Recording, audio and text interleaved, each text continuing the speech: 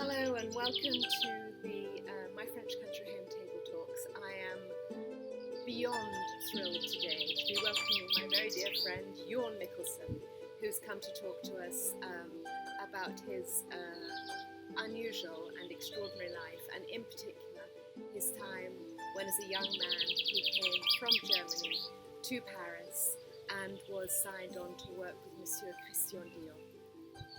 Yorn, thank you so much for coming today. I'm really so happy. I'm happy to be here. It's a marvelous place. Thank you. We have a marvelous day, a marvelous life, so I'm happy to be here. So, Yorn, you are German. Yeah. You've lived in France for almost all your life. About 70 years. About 70 years. Are we allowed to say I'm about 100, you know. No, you're not 100. Are we allowed to say your age? If you can, sure. So how old are you? 85. 85. Look at this. 85. We're sitting here in my garden. I know we're going to have the noise of the birds, and we've got flowers and we've got wind, but I think Monsieur Dior would have liked that. I think he'd like it whether we were in a very garden setting. He loved gardens, and he always did a garden wherever he was.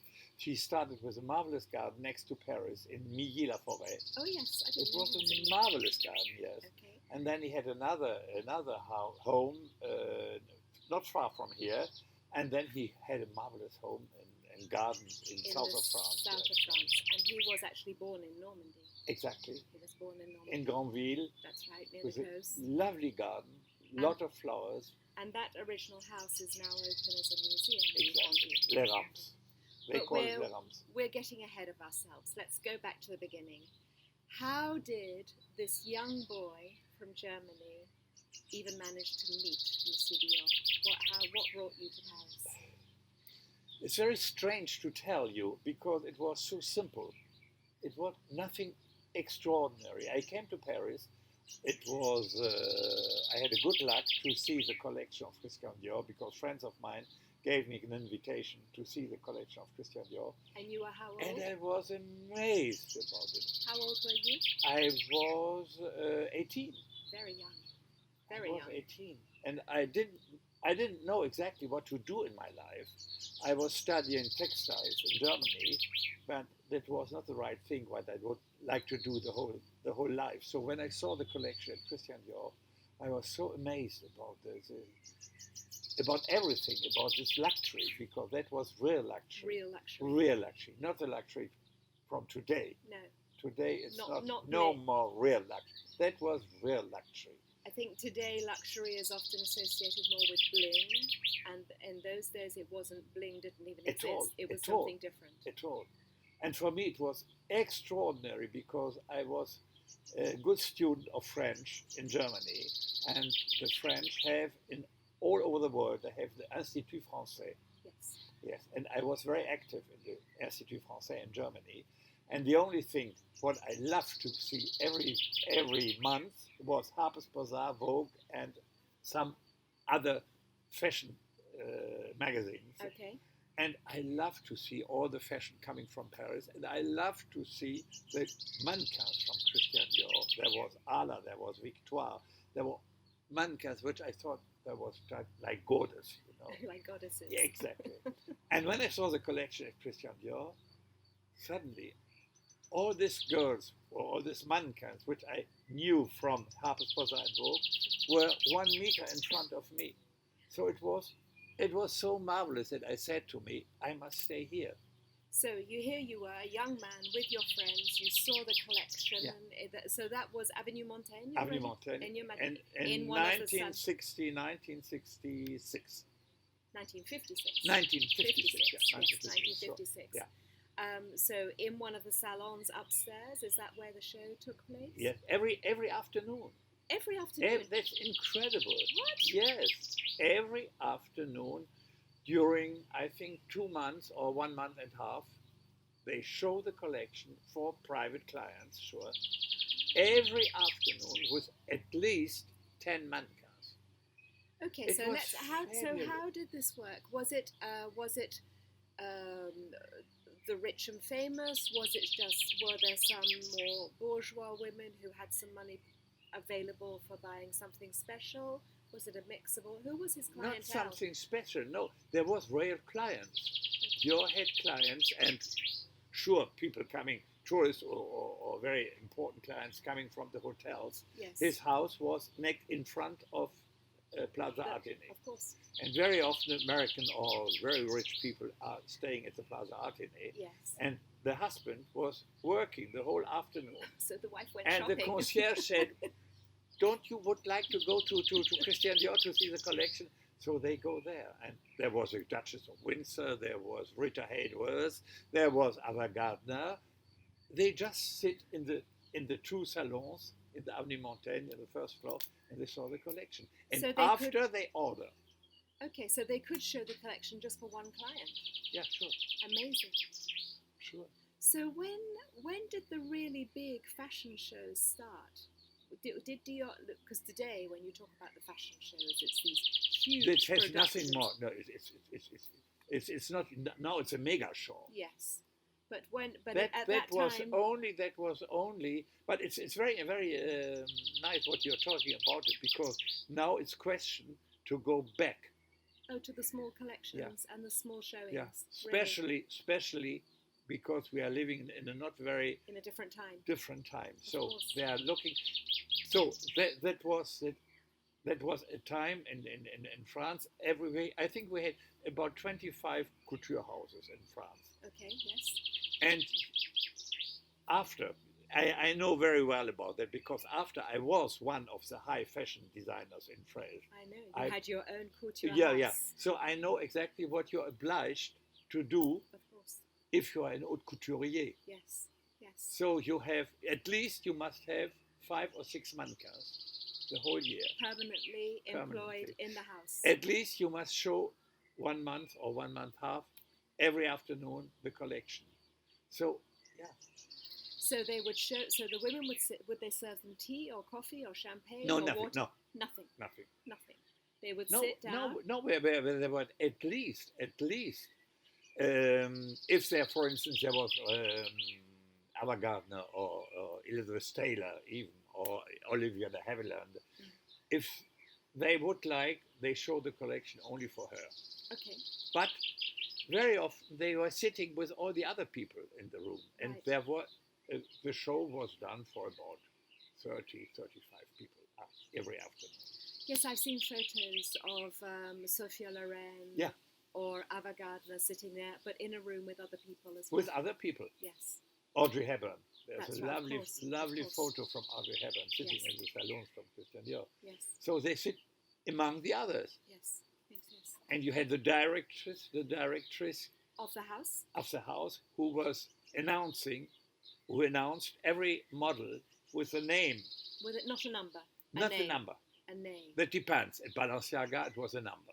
Okay. At Dior, it was a marvelous name. Pâte de velours.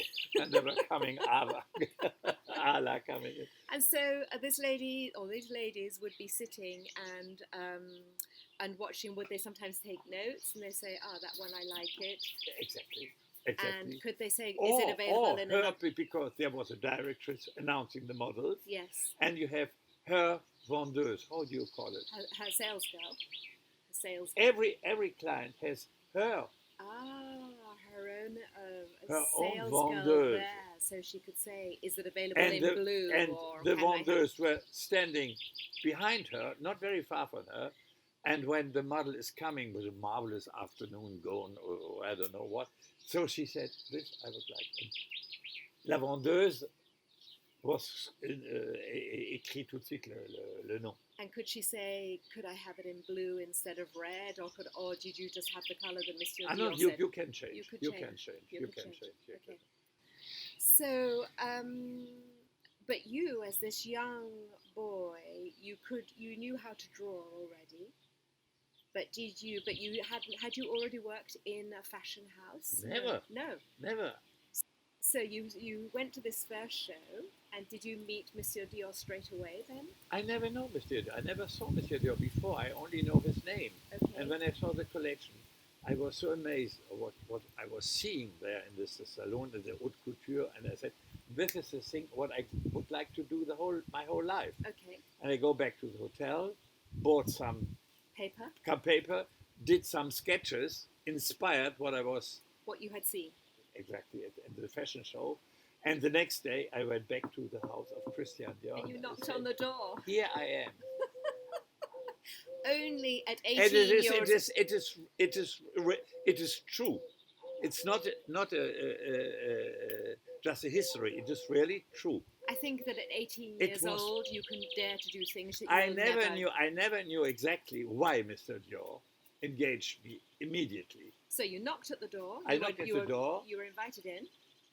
I was very lucky. I was very lucky because he had two assistants in his own studio. Only two assistants. One of was Yves Saint Laurent. Who was the same age as you? Yes. Yes. One was Yves Saint Laurent. He was in the place when I arrived, and there was another young boy who the same day was called to do his military service. So he said in the morning, he said to Mr. Dior, I must quit you, I must leave the house, I can't stay. So the place was vacant. That was meant to be. So I arrived from Germany, just like that, with some sketches. So Dior saw it was okay. I knocked at the door. I asked to a secretary, and he said, "I don't know. We never had a German boy in our house. But let's try." So you asked him to meet Monsieur Dior. I asked to meet Mr. Dior, and I showed him the sketches. And my French was not very good, so he was amused about my French. He was amused about my way to come to him and to have no complex, to say, here I am. If you're 18 years old, you have no complex. No, of course. No, of course. And you had nothing to lose. Exactly. So I think he was amused. He was amused about all that. I don't think it was my talent. So he was amused about all that and said, okay, you can start tomorrow. What? Really? Really tomorrow? Yeah. And so you were working alongside. I arrived and I started tomorrow. And you were working alongside Yves Saint Laurent. Exactly. It was such a luck. So. And the first thing Christian Dior did to me, and that was the most marvelous gift he can give to a young boy. He said to me, Yorn, no, my real name was Jürgen. Jürgen, that's right. And he couldn't say Jürgen. He doesn't like Jürgen. So he said to me, if you would like to do a career in the Haute Couture in Paris, you can't call you Jürgen Michael. That's not working. So I will find a new name for you. Amazing. And he gave me, in the 2 or 3 days after I arrived, I will call you Yorn. Amazing. And I That's amazing.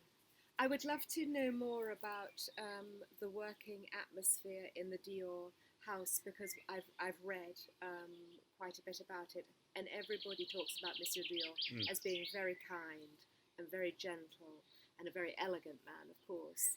But often I've heard mentioned there was a sort of family atmosphere within the house for everyday working. It felt quite family, that he was talking to everybody. Exactly. Now, what are the terms for the ladies who do the sewing? There's the première main, who are the most important seamstresses. And then what do you do? And then the petite main? Is that the people who were like doing the buttonholes? Exactly. Okay. And la toute première petite main, who was keeping up what was falling down on the floor. Voilà. Really. Really. Right. Do you remember how many people were working at Dior at that time? At that time, about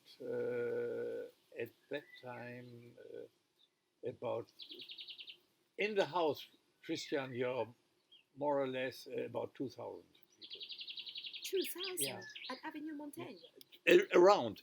There were all ateliers around. I had no idea. Yeah. I had no idea. Wow.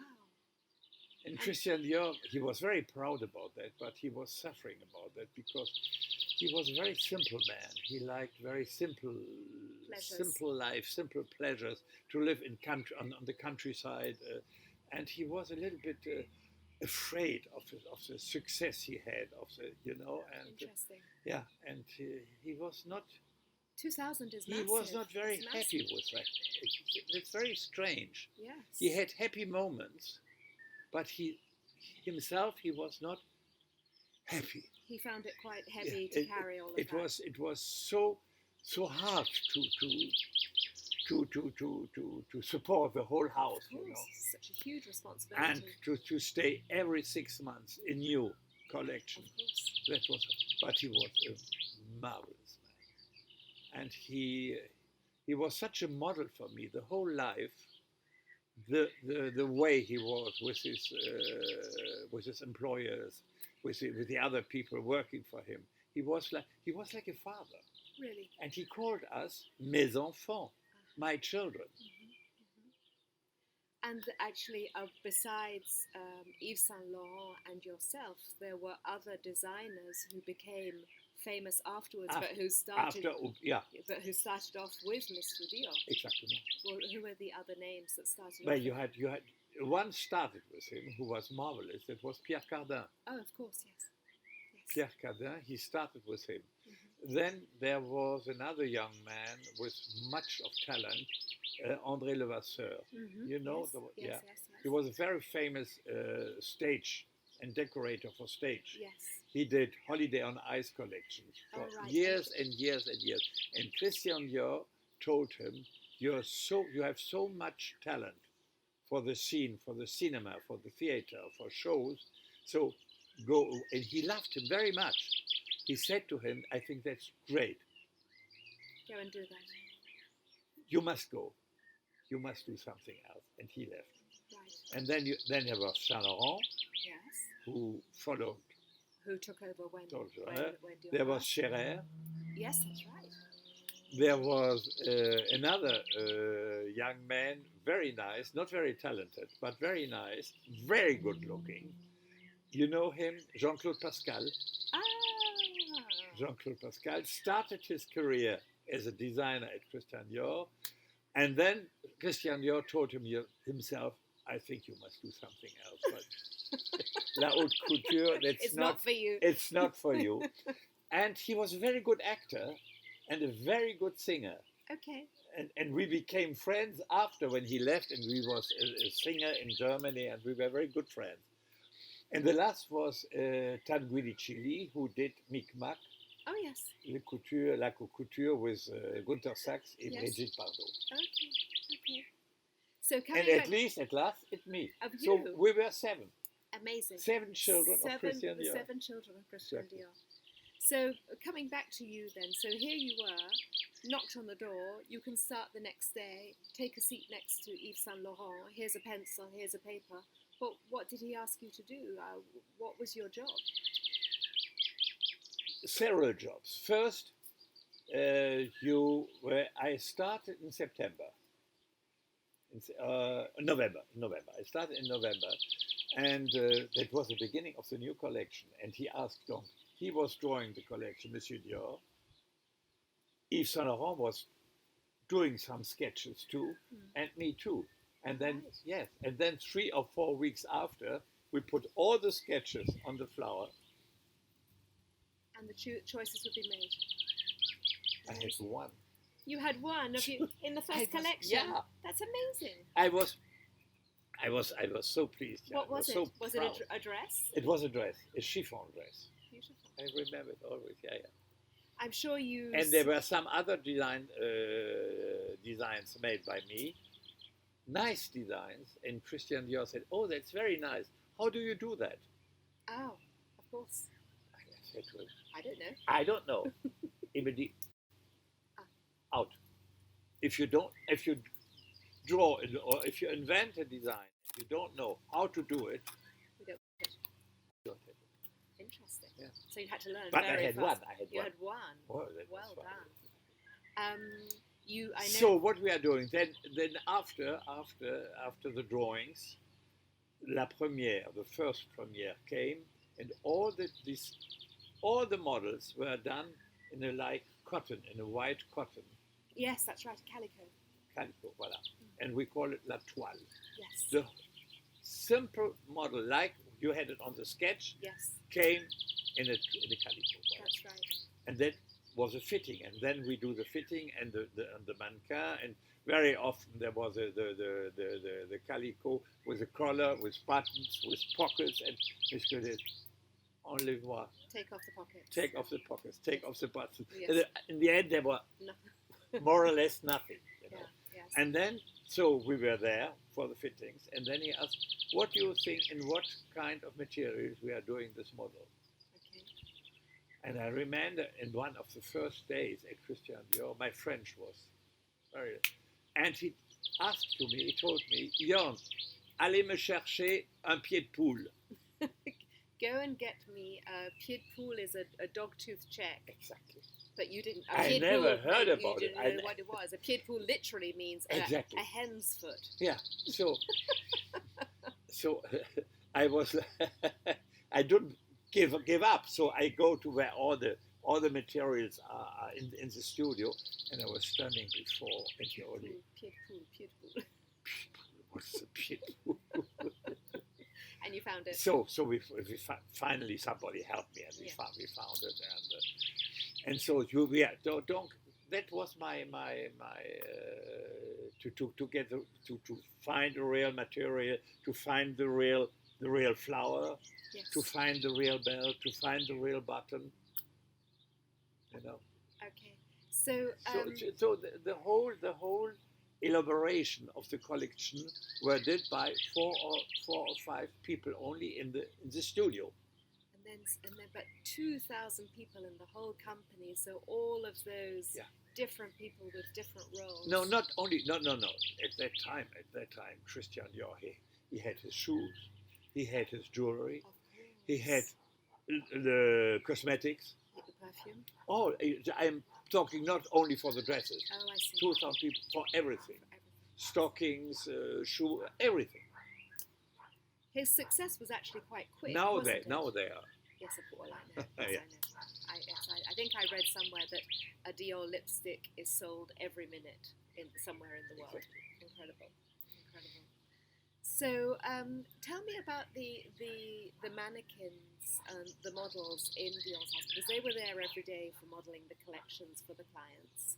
So they had to be obviously very slim, beautifully turned out. But the pictures I've seen of them, they weren't always the most beautiful women, face-wise. They were very slim and very elegant, but it was a different kind of beauty to today. I think they had more personality than the girls have now, than the mannequins have now. It was very important because, for instance, at Dior there were about 10 mannequins, fixed at home. Permanently. Yeah, but all this kind of mannequins had a role to interpret, to interpret a role. Okay. They had a part. You had one who was about 45. It was for la client about 45, un peu bourgeois, not very. Then you have the vamp, Lucky, one. She was the vamp. The vamp. Then you have the fresh girl. Interesting. So everybody, he never chose a girl or a mannequin only because she was lovely, because she was good looking. No, she represented exactly the ideal of Christian Dior, of some kind of a woman. Interesting. So he would design with that particular person in mind, and there she would be able to model it. I know that you went to see that beautiful Dior show that was in Paris, and then it's toured the whole world. It must have been wonderful for you to see some of the dresses and recognise them. Exactly. You're about the exposition in the the Louvre. Yes, it was in the Louvre in Paris, and then it went to London. It's been around the world. Yeah. And there is that whole section in the exhibition with all the white calico. I love this. So I love this. It's almost my favourite bit, I think. Exactly. So you imagine what it was to have a mannequin coming in all in the white, comme ça, and then she finished in pied de poule. You once told me a funny story about a cake with Monsieur Dior. What was your funny story with a cake. I can't remember what it was. I know you said that il était très gourmand. In French, we say très gourmand. He had a sweet tooth. Yeah. It was very funny because he engaged me, I told you, in November. In November. And the collection is presented about the 15th of January. Okay. The summer collection. Yes, of course. So the clients are coming in January, February to buy the collections, the clothes for summer. And some days before Christmas, Christian Dior asked me, Yorn, it's the first time that you are not at home in Germany with your family. How kind. So kind, so thoughtful. Isn't it? So thoughtful. Is it incredible? Yes. Do you like to go home just for Christmas? No, Monsieur Dior, it's not possible. I can't go home for Christmas. We are in the whole collection. You need me. Indeed, no. Just for 3 or 4 days, you go to Germany. Sweet. And he said, Josette. Josette was his secretary. Yes. 1 bottle of 1 liter de Christian Dior, Miss Dior, for Madame Michaelsen. For your mother. Yeah. For your mother. That was a Christmas gift for your mother. That was so kind. So I come back to Germany for on the Christmas train with a bottle of with a bottle of Christian Dior and said to my mother, Happy "That's Christmas. a present of Christian Dior." Wow. But that was a big problem because it's not. My mother couldn't just write a little letter to Christian Dior. Thank you so much. Yes. And in Germany, we are very, very, very généreux. Very Generous. So my mother told me, what can we do for Christian Dior? He has everything.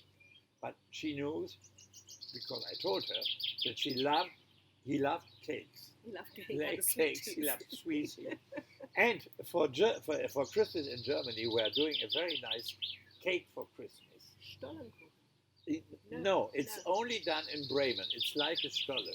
Okay. It is like a Stollen, but this is a real specialty of Bremen where I was born.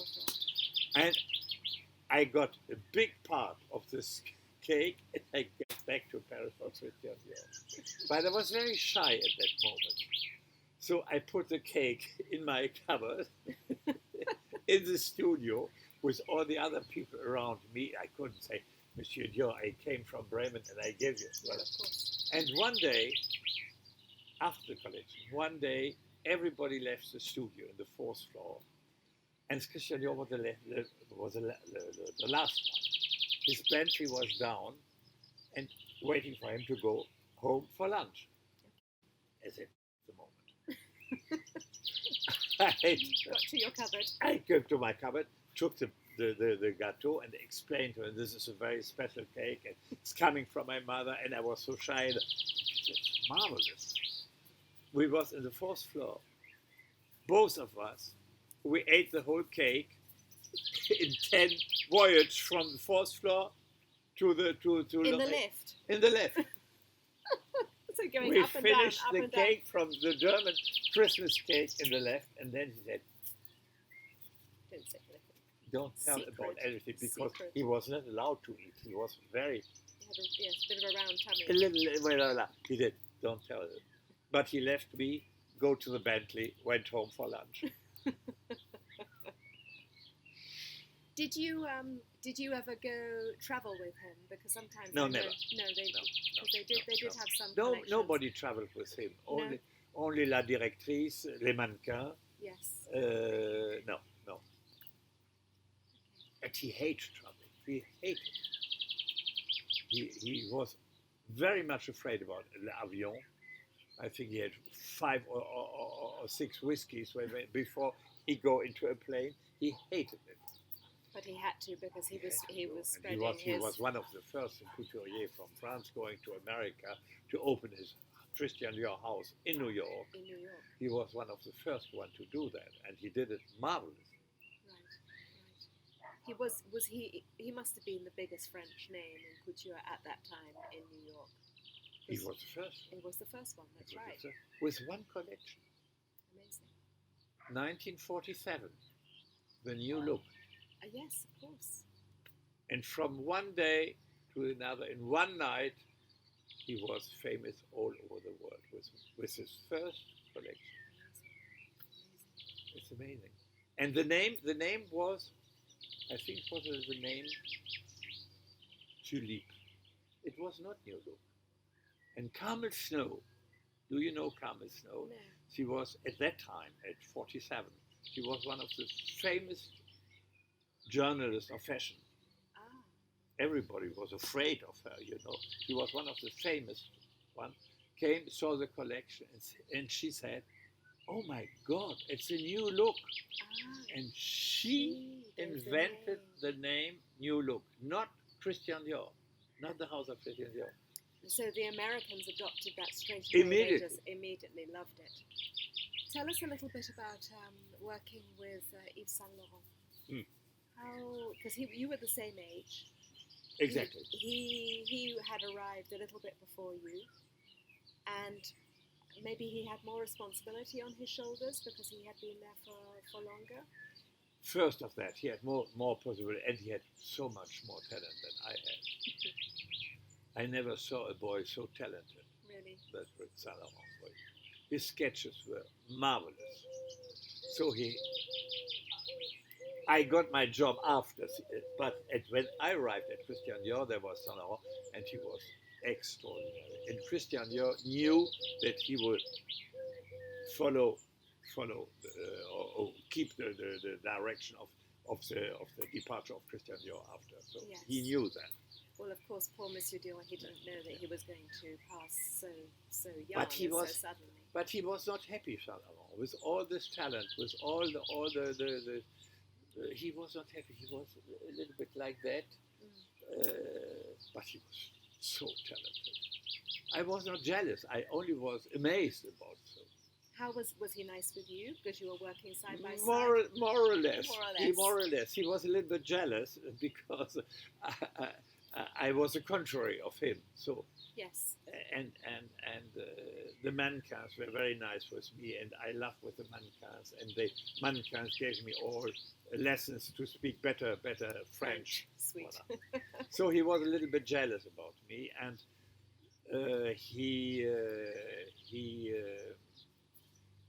it's a moquette. How do you say it? He made fun. He made fun about my French pronunciation. And I said to Saint Laurent, in 1 month, I am playing a part in a French theater, and my name will be not on the front, but will be in the cast. On the cast. Okay. A bottle of champagne. He said, okay. He lost. Ah. And that, he was furious. He never forgave me that. And so you were in a French play in Paris. I was in a French play. It was marvelous. I had I had a marvelous, just one replique. Well, there we are. Just one. Well, there we are. Est-ce que je suis bien chez Madame Ducotel? How funny. And the people, and the whole day, because my French really was not good. And the whole day, I was repeating the phrase, Est-ce que je suis bien chez Madame Ducotel? And the mannequins asked me, how is Madame Ducotel? So funny. Can you tell us a little bit about when Monsieur Dior passed? Because that must have been a big shock for this very close house of Dior to suddenly learn in one morning. It was horrible. I'm sure. Horrible. I'm sure. Horrible. Because nobody was expecting that. It is true. Some months before his death, he left Carte Mancienne, and he had a girl who would read a cards. lady, right? Yeah, read his cards. And she came to the couture house, and he received her next in his little bureau, and then he came back, and he told us, "Oh, I'm a little bit upset because she told me not to go to Montecatini to do a cure. You say to go to a spa. Yeah, yes. a spa, to go to a spa to lose weight. Exactly. And she told me, don't go there. There will be something happen that's not good for you, so don't go there." Oh. And he said, I'm very much annoyed because, we said to everybody of us, I'm annoyed because I don't know what to do. Everything is arranged, so I'm going to go. Yeah. And 3 or 4 days after he died there. I alone in his hotel room. So you So were it in was- Paris at that time, Sure, I was in and Paris. the news came to Paris. Yeah. How did that go? It was awful. For the whole world, it was. Of course, it was a shock for He everybody. was such a star in Paris fashion. Yes, of course. And there was a big problem for the House of Dior. Who is going to succeed him? Of course. Huh? Of course. And so they chose Yves Saint Laurent. They did well because his first collection was very nice and had a very big success. His funeral was in Paris, I think. wasn't Sure. it? And Avenue Georges V. Avenue Very Georges fine. V. And I read that afterwards, everybody in the House of Dior was wearing black Sure. for some while. Yeah. For some while. Well, it was marvelous because his cercueil. His Bravo. His coffin. He died in October, Right. and he loved Muguet, Yes, Lily of the Valley. Lily of the Valley. Lily of the Valley It's not around. is in May. Yeah, of course. His whole Coffin was covered. was covered with Lily of the Valley. Where did they find that? It's incredible. That is incredible. And so the house was in mourning for a period of time, and when they came out of mourning, that's when they announced that Yves Saint Laurent was Exactly.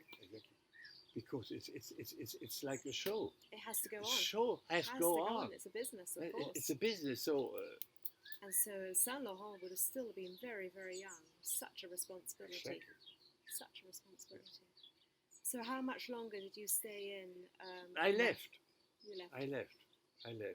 I left, and I because my father asked me, it's very good that you are a Christian Dior, but that's not a real Not a real job. no, not a real job. So you must do something really. If you would like to go to stay in fashion, you have to go to a very famous school in Paris And learn. and learn. Sounds like good advice. And I said it to Christian Dior. He said me, you're ridiculous. You are in paradise here. You can't be better, and you go to a school to learn high fashion.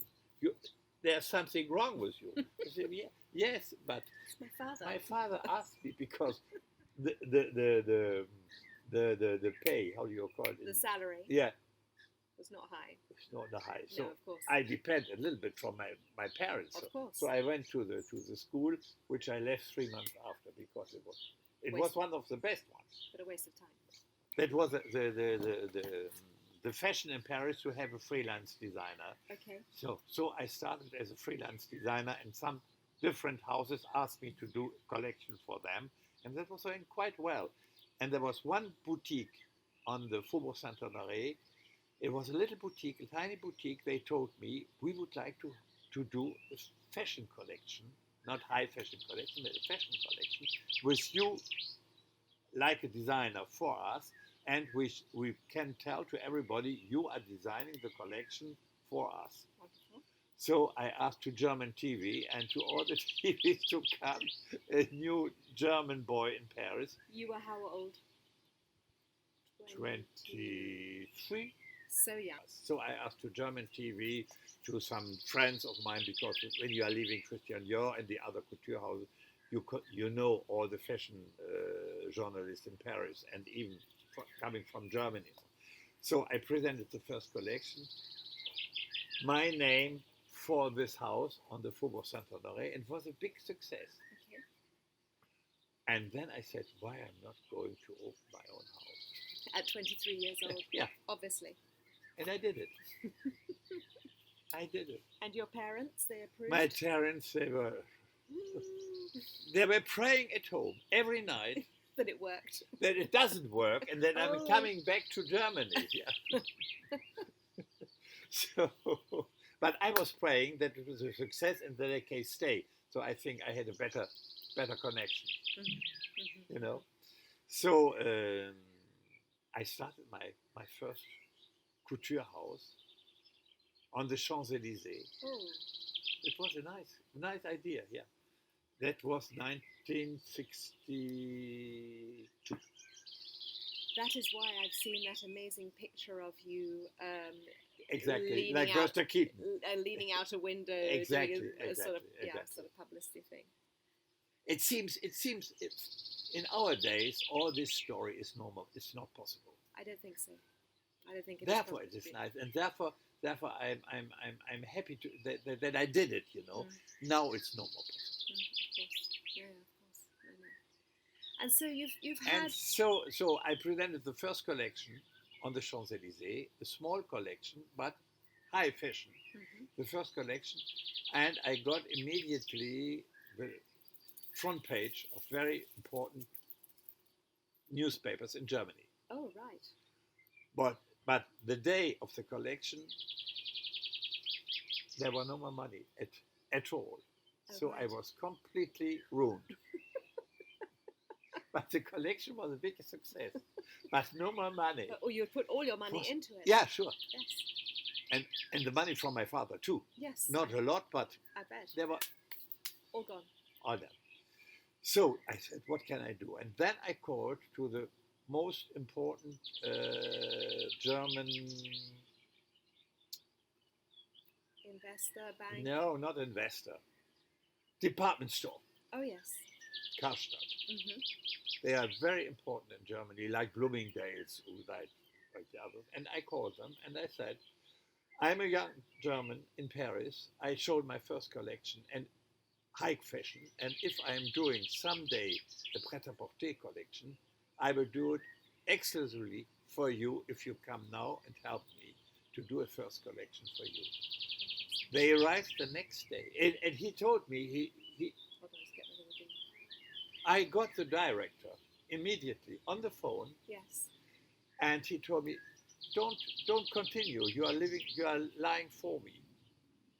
He had the newspapers with my front page. Oh, in front of him. Yeah. So when he told me that, I said, I win. We're good.